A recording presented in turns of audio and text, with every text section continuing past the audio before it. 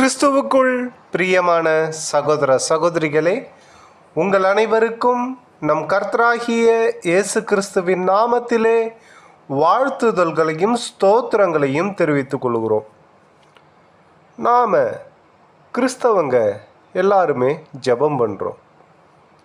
இந்த ஜெபம் நம்ம வாழ்க்கையில் ரொம்ப முக்கியமானது. இந்த ஜெபம் பண்ணும்போது நம்மோடு யாரெல்லாம் இருக்கிறாங்க அப்படின்னு நாம் ஏற்கனவே இந்த வலையொலியில் ஒரு காணொளி போட்டிருக்கோம். அதோடைய இணைப்பு கீழே டிஸ்கிரிப்ஷன் பகுதியில் இருக்குது. பார்க்க விருப்பப்படுறவங்க பாருங்கள். ஆனால் இந்த காணொளியில் நாம் ஜெபம் பண்ணும்போது நாம் என்ன செய்கிறோம் அப்படிங்கிறத பார்க்கலாம். முதலாவது, நாம் ஜெபம் பண்ணும்போது நாம் பரமபிதாவோடு, பிதாவாகிய தேவனோடு பேசுகிறோம் அப்படின்னு மத்தேயு சுவிசேஷம் 6வது அதிகாரம் 9வது வசனம் சொல்லுது.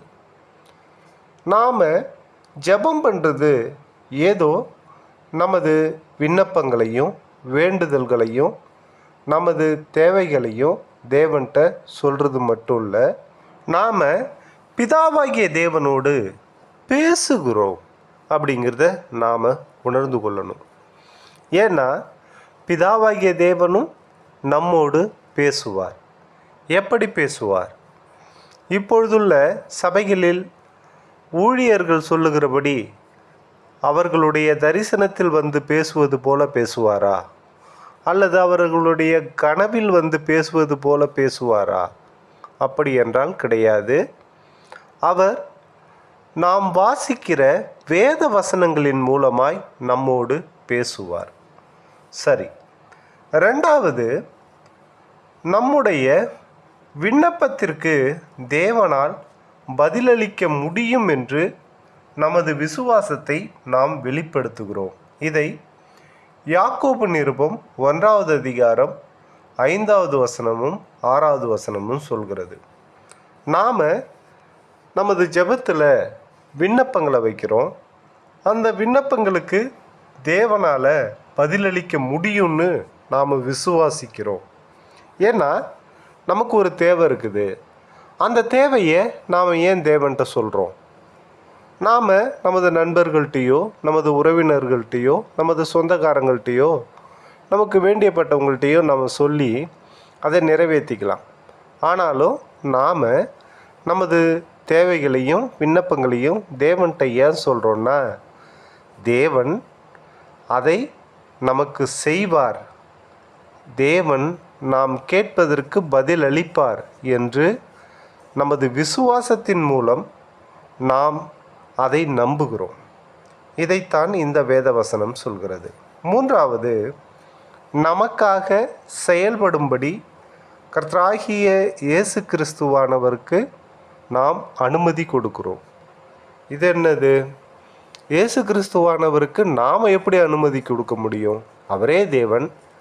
அவருக்கு நாம் என்ன அனுமதி கொடுக்க முடியும்னா, நாம் செய்கிற ஜெபத்தின் மூலம் நமக்கும் பிதாவாகிய தேவனுக்கும் இடையே அவர் மத்தியஸ்தராய் இருந்து செயல்பட நாம் அவருக்கு அனுமதி கொடுக்கிறோம்.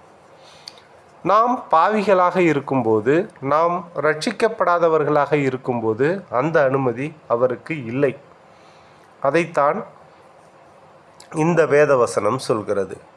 நான்காவது, ஜெபிக்கும்போது நாம் தேவனை சந்தோஷப்படுத்துகிறோம் என்று நீதிமொழிகள் 15வது அதிகாரம் 8வது வசனம் சொல்கிறது. நாம் ஜெபிக்கும்போது தேவனுக்கு எப்படி சந்தோஷமாக இருக்கும்? நாம் பிதாவாகிய தேவனை தொடர்பு கொண்டாலே அவருக்கு சந்தோஷம். அந்த தொடர்பு தான் இந்த ஜெபம்.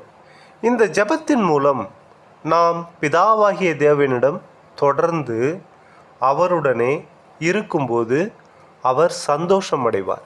ஏனென்றால் ஒரு பாவியான மனுஷன் மனம் திரும்பி பரலோகத்திற்கு வந்ததால் அந்த பரலோகமே அங்கே சந்தோஷப்படும் என்று வேதம் சொல்கிறது. இது உண்மையும் கூட.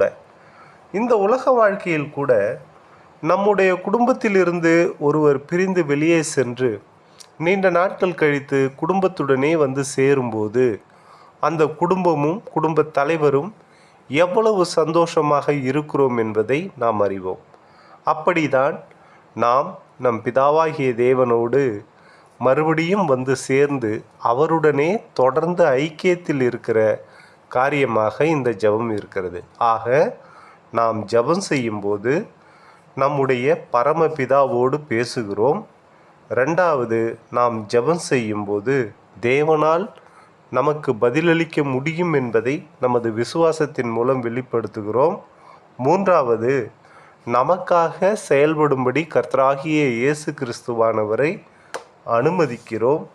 நான்காவது, நாம் ஜெபிக்கும்போது தேவனை சந்தோஷப்படுத்துகிறோம். அதனால் நாம் தொடர்ந்து ஜெபித்து தேவனோடு ஒன்றாக இருந்து தேவனோடு சேர்ந்து தேவனோடு பரலோகத்திற்கு செல்வோம். இந்த காணொளி உங்களுக்கு பிடித்திருந்தால் லைக் பண்ணுங்கள், ஷேர் பண்ணுங்கள். எங்களுடைய உபதேசங்கள் உங்களுக்கு பிடித்திருந்தால் எங்கள் சேனலை சப்ஸ்கிரைப் பண்ணுங்கள். எங்களிடத்தில் ஏதாவது மாற்று கருத்துக்கள் இருந்தால் கமெண்ட் பகுதியில் வந்து சொல்லுங்கள்.